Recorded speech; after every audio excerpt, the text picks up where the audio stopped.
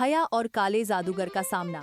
हया अब अपने गांव की सबसे प्यारी लड़की बन चुकी थी। सब जानते थे कि उसके पास एक रहस्यमयी कलम है जिससे चमत्कार होते हैं। लेकिन हर चमत्कार की खबर दूर दूर तक फैल गई थी। एक दिन गांव के किनारे पर घना अंधेरा छा गया। वहां से धुआं और आग जैसी लपटें उठ रही थीं। लोग डर गए। गांव के बुजुर्ग बोले, यह काला जादूगर झारक लौट आया है। वह हमारी खुशियां छीनकर सबको अपना गुलाम बनाना चाहता है। रात होते ही झारक अपने काले चौगे में गांव के बीच आ पहुंचा। उसकी आंखें लाल आग जैसी जल रही थीं और हाथ में लोहे का डंडा था। वह गरजकर बोला, यह गांव अब मेरा है। तुम सब मेरे आदेश मानोगे, वरना अपनी जान से हाथ धो बैठोगे। लोग डरकर इकट्ठा हो गए। किसी में भी उसका सामना करने की हिम्मत नहीं थी। तभी हया आगे बढ़ी।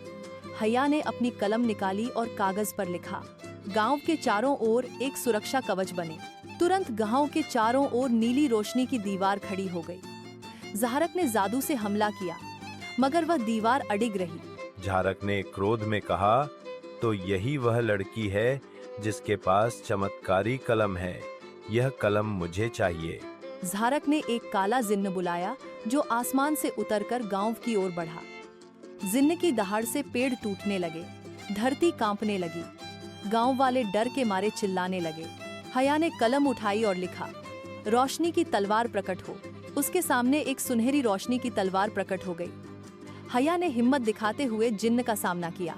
जब तलवार जिन्न को छूती तो वह चीखता और धुएं में बदल जाता। झारक ने अपनी पूरी शक्ति लगाकर हया पर हमला किया।